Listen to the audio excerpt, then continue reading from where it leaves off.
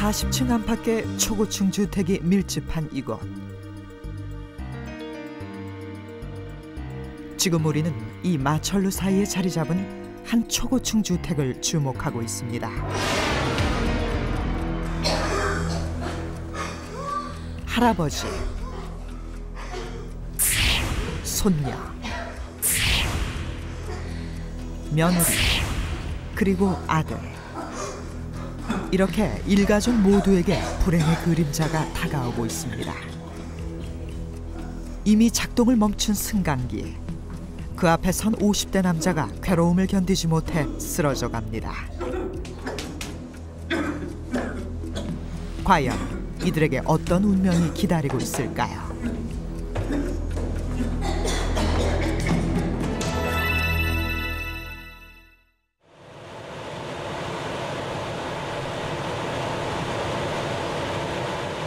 울산광역시 태화강을 굽어보는 이곳에 이 지역 최고 높이의 주거시설이 들어서고 있다. 터파기 공사가 한창인 이곳은 울산에서도 전망 좋기로 손꼽히는 자리다.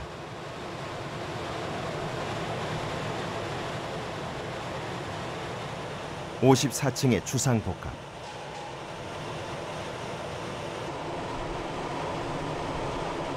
생활 공간이 하늘과 더 가까워지고 있는 셈이다.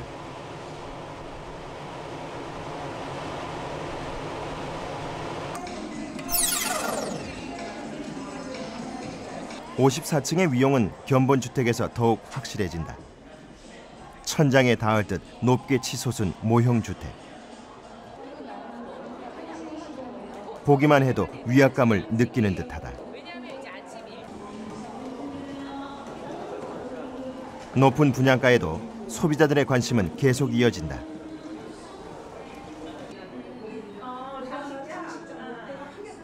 탁 트인 전망과 고급스러운 실내 장식.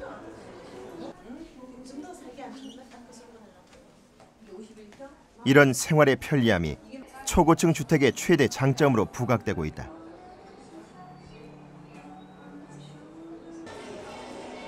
여기에 투자 가치에 대한 기대까지 더해져 초고층 주택이 주목을 끄는 이유가 되고 있다. 건설사별로 경쟁적으로 도심 내 양호한 입지에 주상복합 건물을 공급을 하고 있고, 특히 이제 건설사별로 자기네들의 어떤 브랜드를 고급화하기 위한 전략으로서 고급 주상복합들에 대해서 핵심 역량을 집중하고 있다고 말씀드릴 수 있겠습니다. 소비 욕구와 고급화 전략이 절묘하게 맞아떨어지면서 요즘 주택업계는 초고층 열풍에 휩싸여 있다.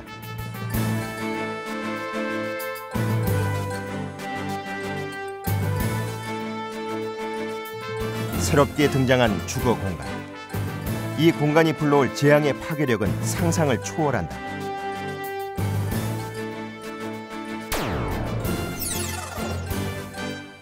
초고층 주택에 대한 화재와 피난 시뮬레이션.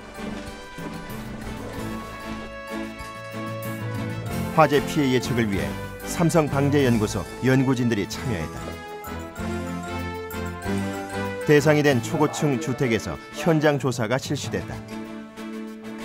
가장 먼저 방화문의 관리 실태를 점검했다. 저기 이제 감지기 화재가 작동하면은 저기서 감지기가 이렇게 불고 있다가 작동하면 이제 딱 놔줘서 딱 닫히게. 네. 그렇게 이게 지금 돼 있습니까? 근데 지금 이게 안 돼 있어요. 없을 때는 이제 닫아놔야 된다는 얘긴데 그렇게 사용을 못 하겠죠. 사람이 여기 계속 왔다 갔다 하니까. 재현 설비의 위치와 피난 통로의 확보 여부.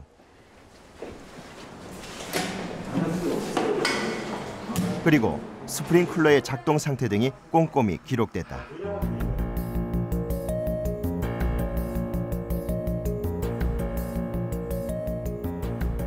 건물의 건축 도면도 입수했다.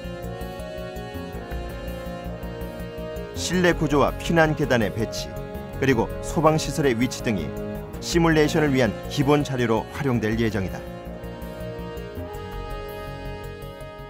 이번에 수행하는 화재 시뮬레이션 그리고 피난 시뮬레이션을 해보면 그 초고층 아파트에서 실제로 화재가 일어나지 않더라도 그 화재가 일어났을 때 피난에 얼마만큼 시간이 걸린다든지 아니면 얼마만큼 많은 사람들이 그 화재로부터 피해를 입을 건지를 추측을 해낼 수가 있습니다. 31층과 42층 그리고 50층 규모의 초고층 주택 3곳이 이번 시뮬레이션의 대상 건물이다. 이 작업은 앞으로 2달 동안 이어지며 발생 가능한 최악의 상황을 가정해 진행될 예정이다.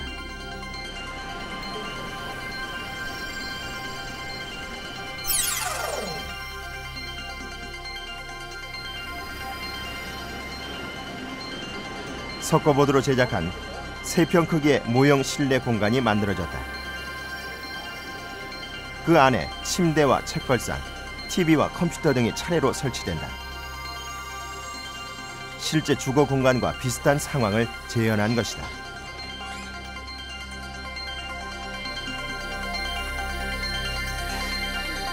국내에서 처음 시도되는 대규모 실험이라 연구진들도 긴장하고 있다.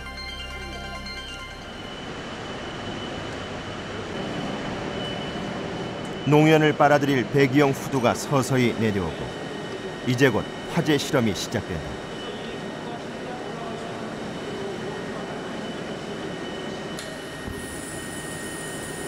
점화 버너에 불이 붙었다.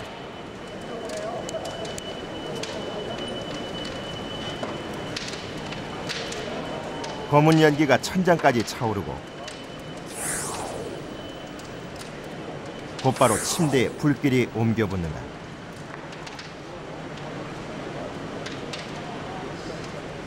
불기둥이 치솟기 시작하자 구조물이 삽시간에 불길에 휩싸인다. 배기용 후드 안으로 짙은 농연이 빠른 속도를 내며 빨려 들어간다. 농연의 농도와 실내 온도가 시시각각 컴퓨터에 기록된다.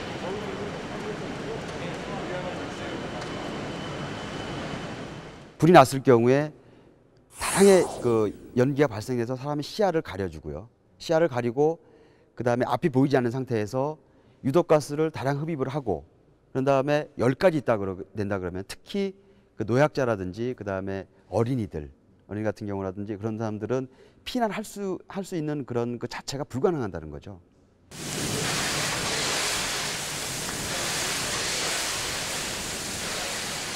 화재 발생 3분.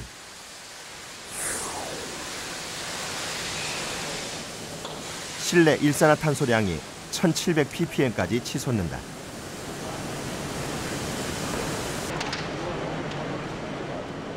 온도는 2분 만에 177도, 5분이면 349도, 20분을 지나면서 무려 800도를 넘어선다.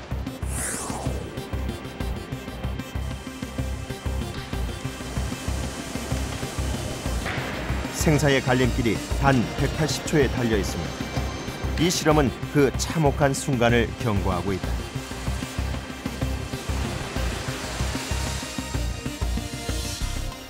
사람이 그 150도에서는 한 5분 정도뿐이 견딜 수가 없거든요. 그런데 170도라는 거는 끓는 물의 2배 아닙니까? 그 2배를 몸에 붓는다고 생각하시면 됩니다. 그거를 5분 동안 견뎌야 되는데 사실 불가능한 거거든요.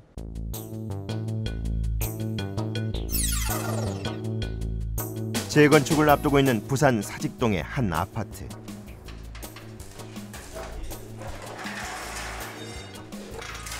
발코니 화재 실험 준비가 한창이다. 2층 한 가정에서는 발코니 확장 작업이 이루어지고 있다. 발코니의 천장을 합판으로 두른 뒤 바닥판을 깔았다. 발코니 창도 새로 설치했다.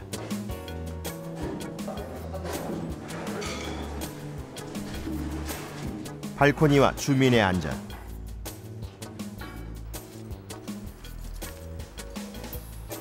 이 실험은 발코니 확장이 화재에 어떤 영향을 미치는지를 보여줄 것이다.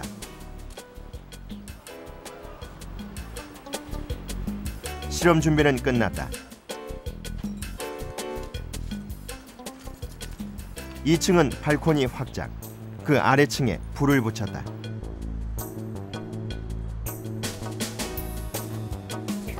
검은 연기와 함께 불기둥이 순식간에 치솟기 시작한다.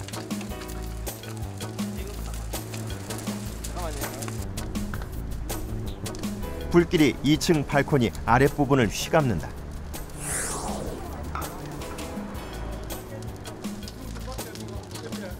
검은 농연이 2층과 3층, 4층까지 차례로 확산되고 강한 열기를 견디지 못한 발코니 창이 파편을 튀기며 사방으로 흩어진다.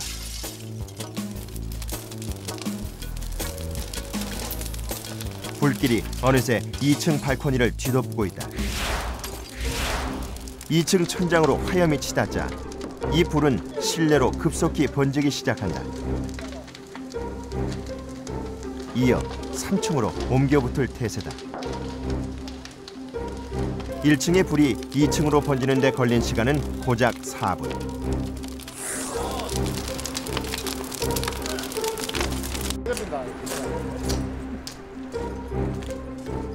이번엔 발코니를 확장하지 않은 가정에서 같은 방법의 실험이 이어졌다.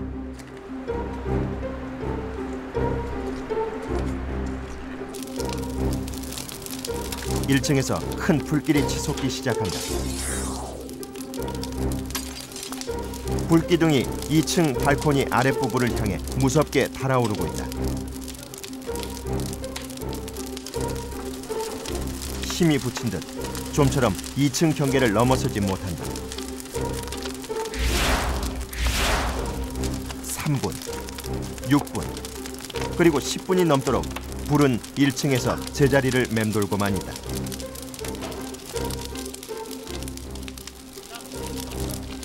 발코니 자체가 불길의 확산을 막는 차단막 역할을 하고 있는 셈이다.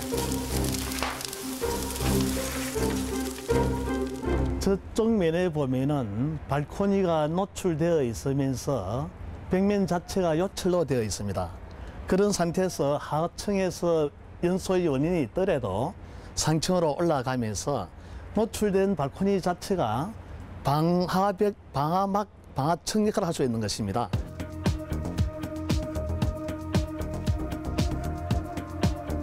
(2005년 12월 2일) 건축법 시행령. 발코니는 필요에 따라 거실, 침실, 창고 등 다양한 용도로 사용할 수 있다. 건설교통부는 수많은 안전 전문가들의 반대를 무릅쓰고 발코니 확장을 끝내 허락했다. 대신 각 가정마다 2제곱미터 이상의 대피 공간을 설치하는 등의 현실성 없는 대책을 내놓았다. 발코니라고 하는 것이 화재 안전 측면에서의 그 기능이라고 하는 것은 자동차에 비유해 보자면 브레이크와 버금가는 그 정도로 중요한 그 시설이 되겠습니다. 예를 들어서 자동차에서 브레이크를 떼어버리고 안전하게 하기 위해서 브레이크 이외의 보조적인 수단으로 제동 장치를 사용한다고 하면 그것은 어떤 현실성 측면에서나 어떤 효용성 측면에서 좀 어폐가 상당히 있지 않겠느냐. 초고층 주택. 발코니가 확장돼 있음은 물론 창문은 커튼월 구조로 밀폐돼 있다.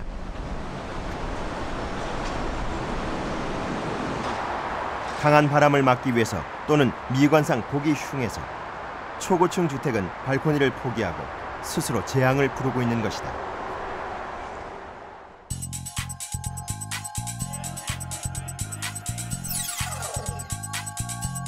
(2003년 9월 2일) 울산 한 아파트에서 화재가 발생했다. 불은 13층에서 시작됐지만 검은 연기의 흔적이 20층까지 선명히 남아있다. 13층 위층에 살던 주민들이 졸지에 큰 피해를 입었다. 사상자만 15명. 이 가운데 무려 14명은 불이 난 13층이 아닌 그 위층에 살던 주민들이었다.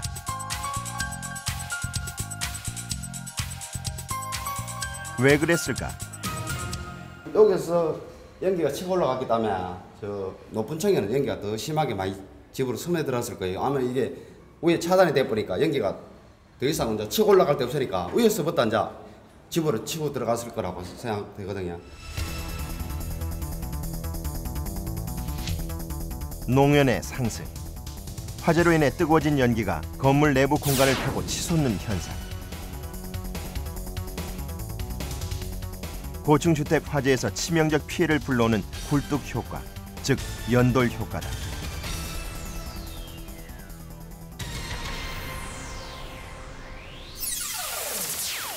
(1980년 11월) 미국 라스베가스 MGM 그랜드 호텔. 호텔 전체가 시커먼 연기로 뒤덮여 있다. 구조 헬기가 출동했지만 짙은 농연에 가로막혀 무용지물이 됐다.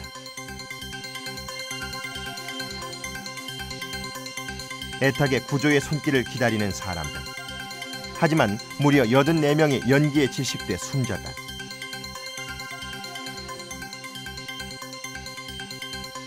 화재는 1층에서 발생했지만 사망자 대부분은 최상층인 19층에서 24층 사이에 있던 투숙객들이다.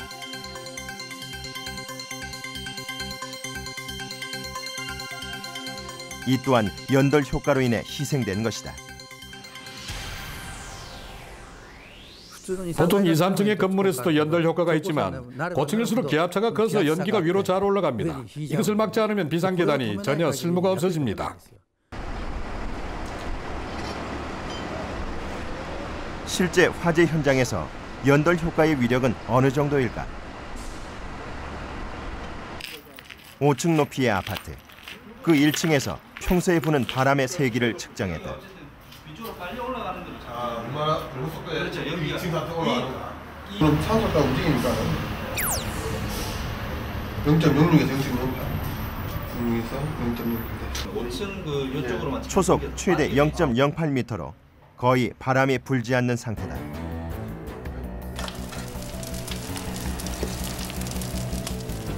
잠시 뒤 거실 쪽에서 화재가 발생해 검은 연기가 1층 현관문을 거쳐 계단을 향해 빠른 속도로 밀려온다.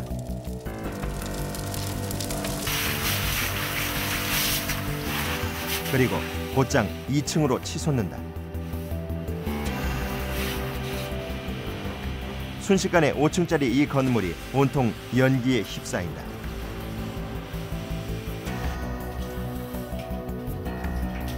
이때 바람의 속도는 어떨까?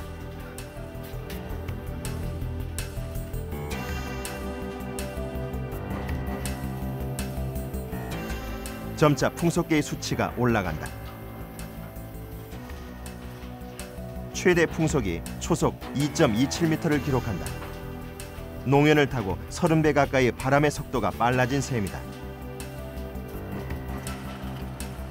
바로 연기의 공포, 연돌 효과다.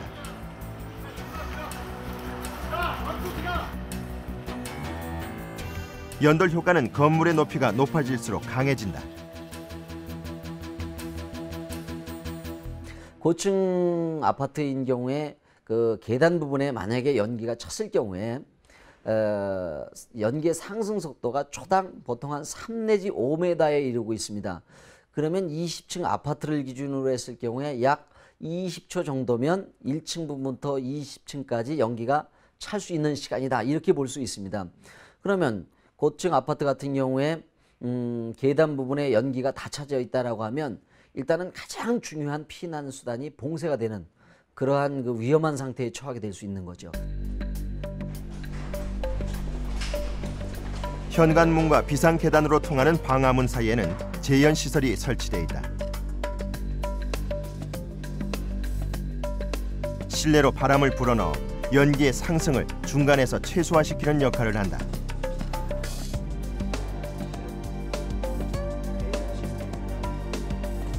초고층 주택에는 이 시설이 대부분 설치되어 있다. 문제는 이 제연시설이 제 역할을 하지 못한다는 것이다.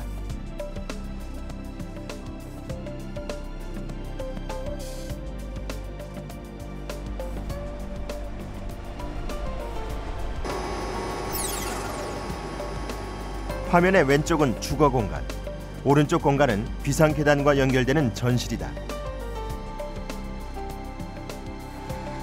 전실에는 제연시설이 설치되어 있다.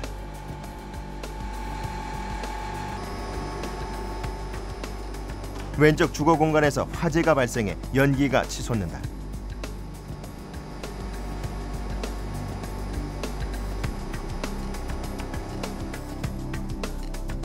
현관문을 열었다. 연기가 전실 쪽으로 번지는 듯 하다가 곧바로 그 자리에서 멈추고 만다. 제연시설에서 내뿜는 바람이 연기의 확산을 막고 있다. 하지만 비상계단으로 통하는 방화문을 열면 상황이 달라진다. 급속히 연기가 전실을 거쳐 비상계단으로 빠져나간다.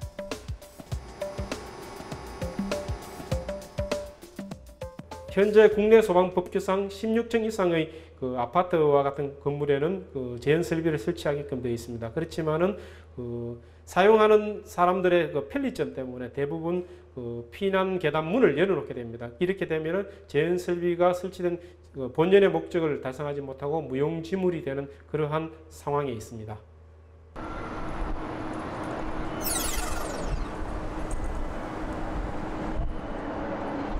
(50층) 높이의 아파트에서 화재가 발생했다. 24층에서 연기가 치솟고 있다.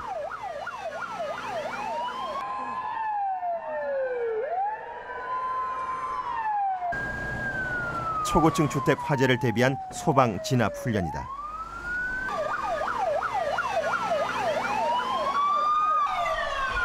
어떤 상황이 벌어질까?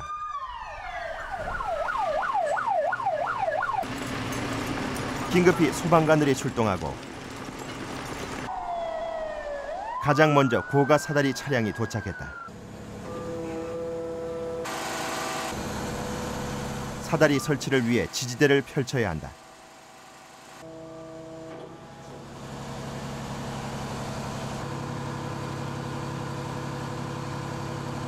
하지만 사정이 여의치 않다.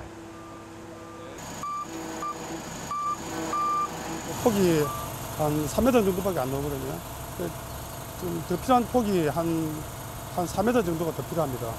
그래서 지금 저희들이 활동할 수는 없습니다.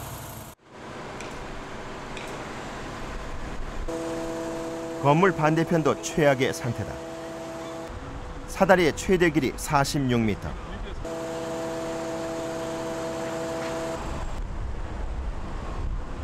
도달할 수 있는 층수는 15층이지만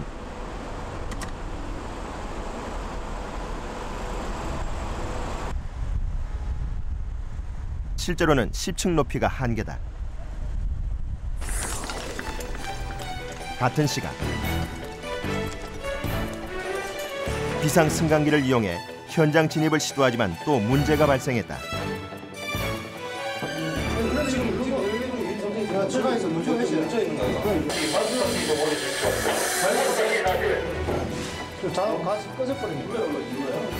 한참을 기다려도 오지 않는 승강기.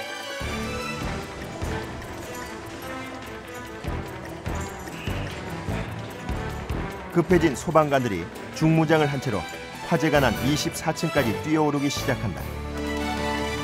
위험한 요구 주자가 있을 때 저희가 마지막 힘을 짜낼 수 있는 게 없습니다. 그때는. 그러니까 이런 경우에도 우리가 어느 정도 기본 체력을 남겨둬야 되는데 그 체력까지 다 써버리면은 요구 주자도 위험하고 저희도 위험한 상가에 갑니다.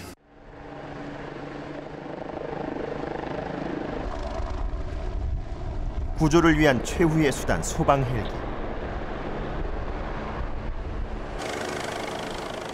주민들의 마지막 희망이다.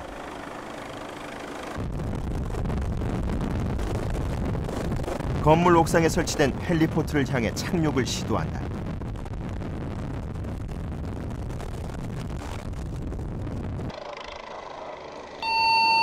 예, 갈매기 하나 여기 셋, 예, 옥상 진입 가능하겠습니까?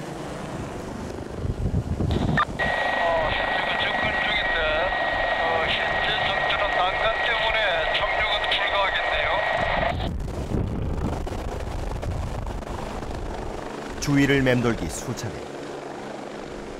마지막 생명의 끈마저 날아가 버렸다.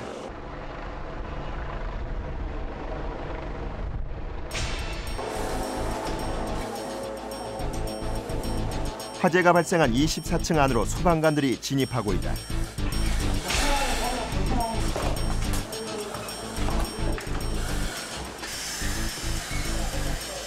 한 치 앞도 분간할 수 없다. 화재 발생 20분이 지나서야 가까스로 도착한 현장. 하지만 소방관들의 노력도 허사로 돌아간다. 이렇게 초고층 주택은 소방관들의 능력을 넘어 안전 사각지대에 놓여 있는 셈입니다.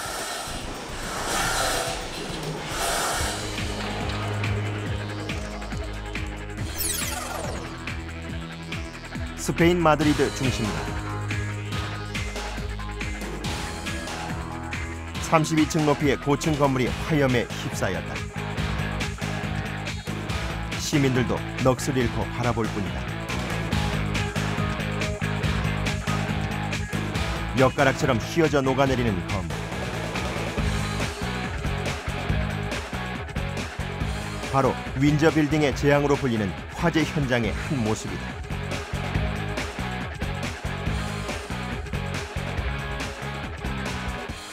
소방대원들이 물을 뿌려 필사적으로 불길을 잡으려 하지만 물줄기는 건물에 도달하지도 못한 채 허사로 돌아간다.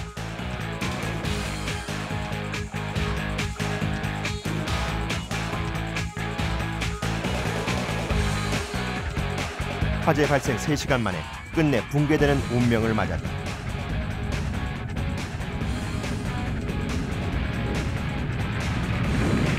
최근 초고층 주택에 사용되기 시작한 철골 구조가 최악의 경우 어떤 결과로 이어지는지 보여주고 있다.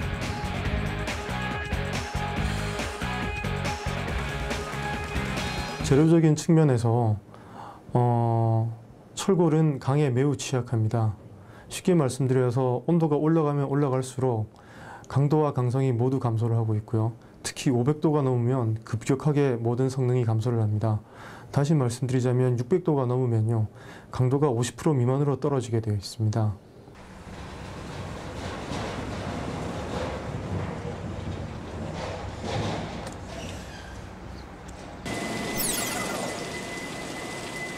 콘크리트는 열에 얼마나 견딜 수 있을까?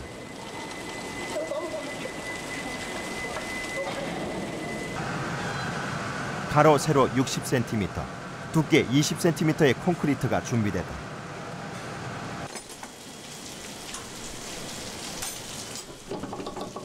콘크리트 구조는 철골 구조와 함께 초고층 주택 건설에 가장 많이 쓰인다.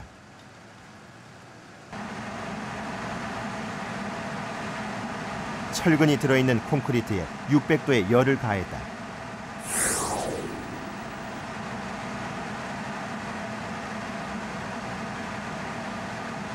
잠시 뒤 콘크리트 조각이 녹아내리기 시작한다.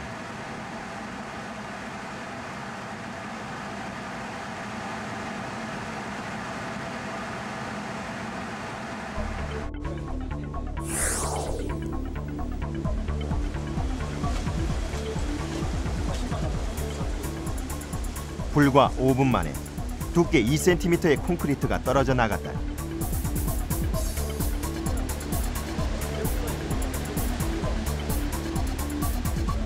이럴 경우 콘크리트 속에 있는 철근이 불에 직접 노출된다.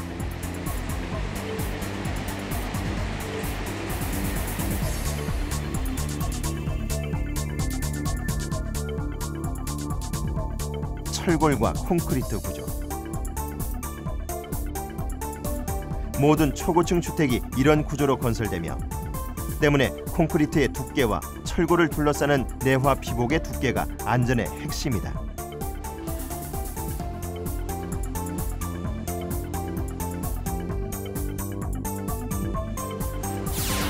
불이나 열이 콘크리트 속에 있는 철근이나 철골 자체에 영향을 미치지 않도록, 그리고 불로부터 최대한 오래 견딜 수 있도록 보호하는 것. 하지만 국내는 이 기술의 문제점을 드러내고 있다.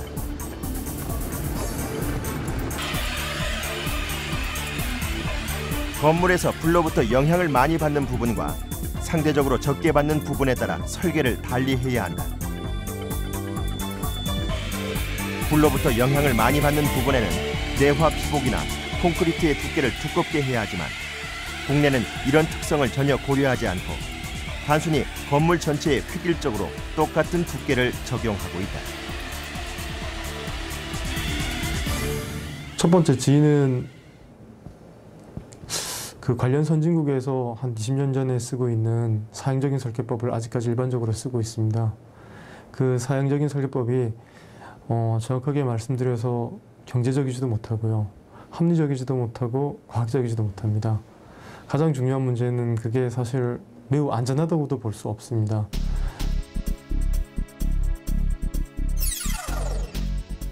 (1974년) 브라질 조엘마 빌딩 화재 현장.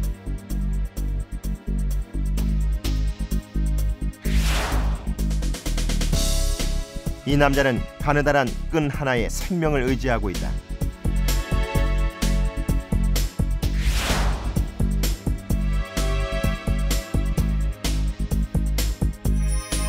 끈조차 없는 사람은 필사의 탈출을 감행한다.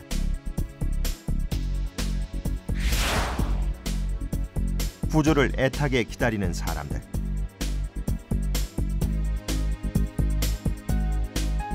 하지만 고가 사다리는 안타깝게도 이들 바로 눈앞에서 멈추고 만다. 몇 장의 사진.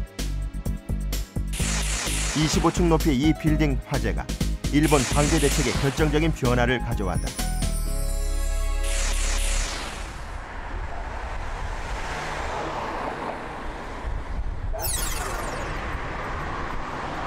일본 최초의 초고층 주택이 들어선 동경 리버시티.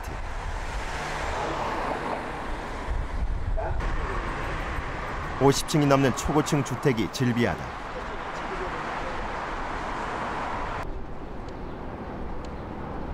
높이 120m가 훨씬 넘는 이들 주택을 유심히 보면 모두 발코니가 설치돼 있다.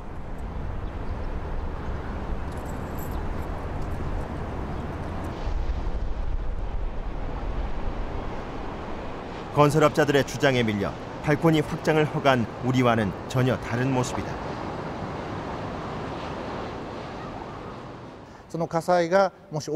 큰 화재가 발생해 현관을 통해 대피할 수 없는 경우가 있습니다. 스프링클러가 있어서 화재를 진압했다 해도 완전히 꺼지지 않으면 연기와 유독가스가 많이 나오게 됩니다. 이 때문에 안전한 장소로 나오지 못해 귀중한 생명을 잃을 위험이 높아질 수 있습니다. 그래서 현관 외에 다른 두 방향 대피 경로가 매우 중요합니다.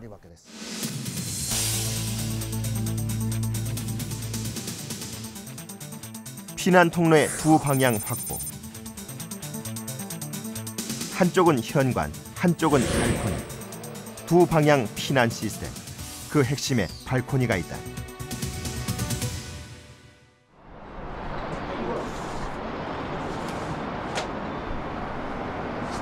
현관 쪽에서 화재가 발생했을 때 현관 방향의 피난 통로가 봉쇄됨에 따라 또 다른 피난 통로를 확보하는 것이 목적이다. 발코니를 통해 복도로 빠져나가서 비상계단으로 탈출하는 방법이다.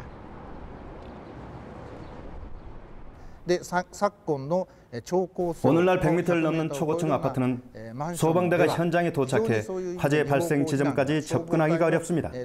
그래서 초고층 아파트에 살고 있는 사람들이 스스로 안전한 장소에 대피해야 된다는 의미에서 두 방향 피난 시스템은 매우 중요한 대책이라고 생각합니다.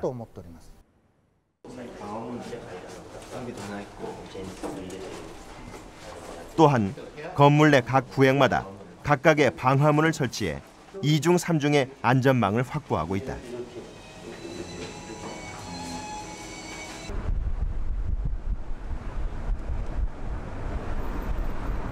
일본 초고층 주택의 발코니 아래 부분을 자세히 보면 정사각형 모양의 구조체가 보인다.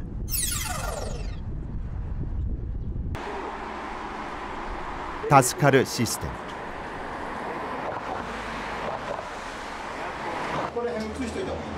발코니에 설치된 또 다른 피난 통로다.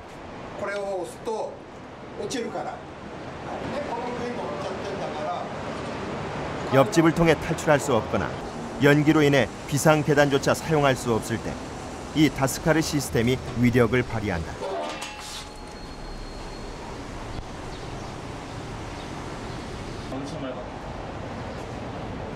덮개를 열면 사다리가 아래층으로 펼쳐지고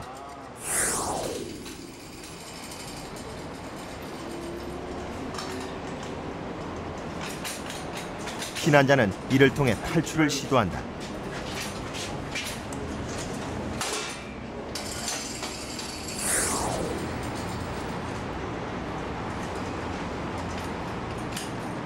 이런 식으로 최하층인 1층까지 이동이 가능하다.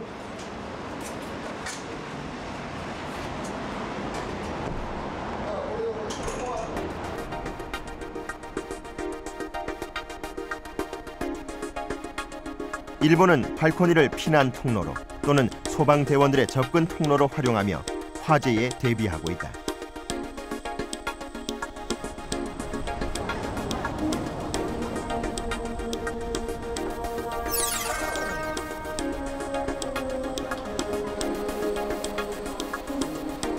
빅토리아 피크에서 바라본 홍콩의 마철루.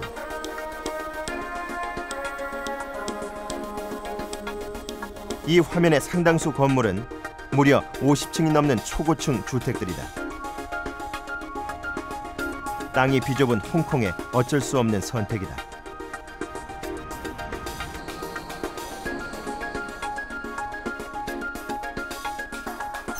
(50층) 높이의 아쿠아 마리. 홍콩의 다른 초고층 주택과 마찬가지로 여기는 발코니가 없다.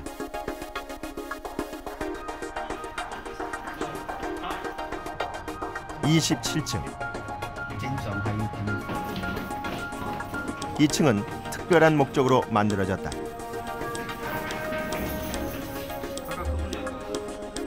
피난층이다.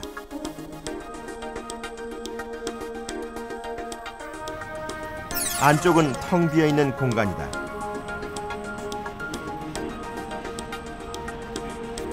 다른 층과 달리 외부로부터 개방돼 있다. 항상 신선한 공기가 이곳을 통해 공급된다.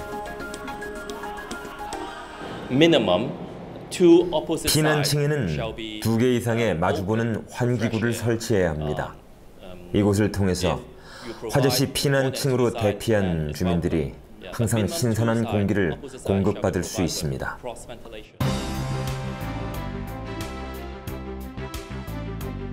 (1996년) 홍콩 정부가 정한 화재 시 피난 방법에 관한 규정.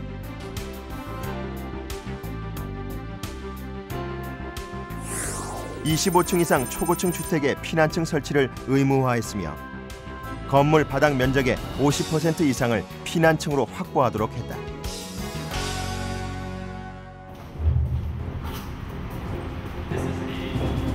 따라서 20층 또는 25층마다 이런 공간이 설치돼 있다. 소방도구 설치는 물론 화재 때도 피난층의 조명은 2룩스 이상을 유지한다. 불이 나면 이 피난층의 아래 또는 위층에 사는 주민들이 이곳으로 대피한다. 초고층 주택에 있어 안전지대와 같은 역할을 하고 있는 것이다.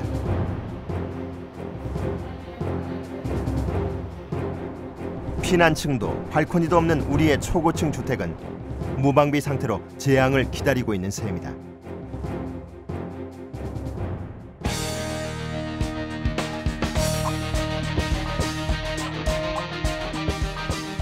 두 달이 지나 삼성방재연구소를 찾았다.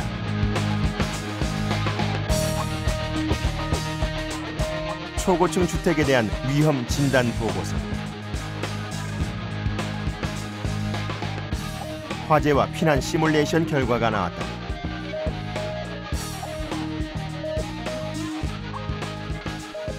(50층) 높이의 초고층 주택. 그 30층에 위치한 한 가정의 거실에서 발생한 화재 예측 결과다. 화재가 한밤중에 발생하는 것으로 설정하였기 때문에 거주자들이 모두 취침 중에 화재가 발생하는 것으로 하여 시뮬레이션을 수행하였습니다.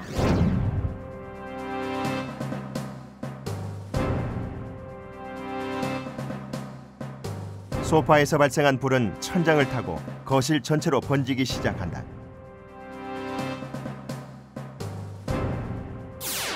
(600도가) 넘는 열기가 차오르며 순식간에 화염이 폭발하는 플래시오버 현상이 나타난다.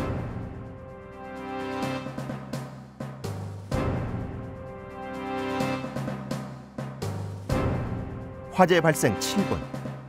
농연은 급속히 거실 밖으로 퍼져 아파트 전체에 피해를 입히게 된다. 시뮬레이션 결과에 따르면 화재가 1층에서 발생했을 경우라도 최상층의 농연이 차오는데 겨우 6분 정도밖에 걸리지 않는 걸 알 수 있습니다. 이때 주민들은 어떤 위험에 처하게 될까? 아파트 한 세대에는 5인 가족이 거주하고 이들 중 60세 이상의 노부부가 있으며 이들 중 한 명은 정상인보다 보행 속도가 느리다는 것으로 가정해서 시뮬레이션을 수행했습니다.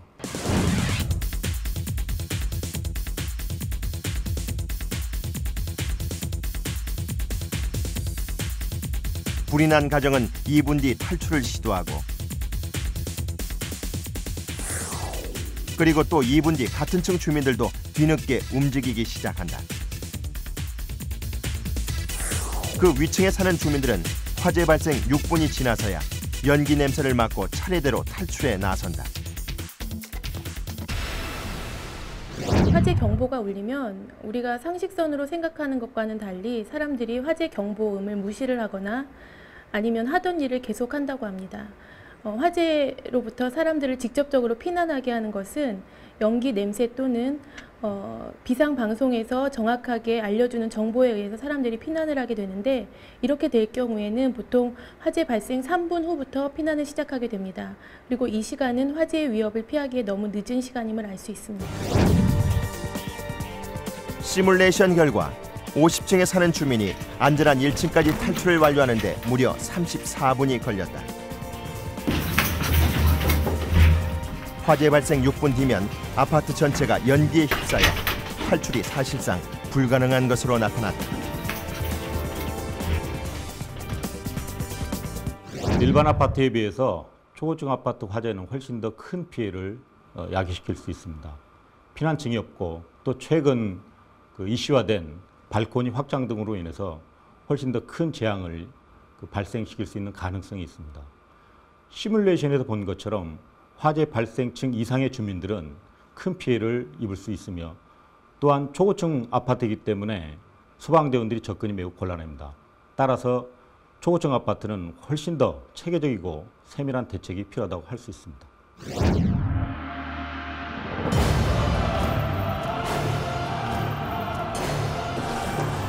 화재 발생 지점인 30층 이상 거주 주민 400명 가운데 80% 이상이 치명적 피해를 입을 수 있음을 경고하고 있다.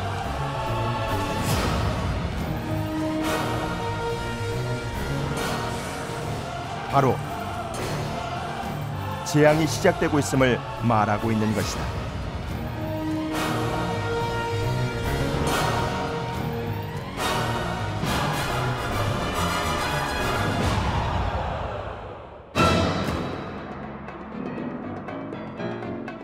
불길을 피해 사투를 벌였던 주민들은 더 이상 앞으로 나아가지 못했습니다.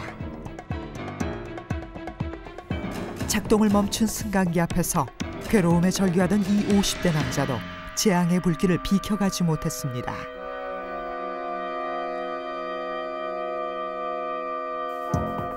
현관을 통해 탈출을 시도했던 손녀. 할아버지와 아들 그리고 며느리도 이 비극적 운명을 거역하지 못했습니다.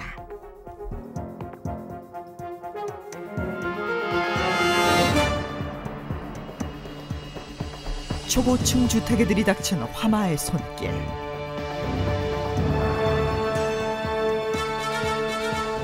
도심 속 거대한 섬 초고층 주택은 지금 우리에게 무엇을 말하고 있는 걸까요?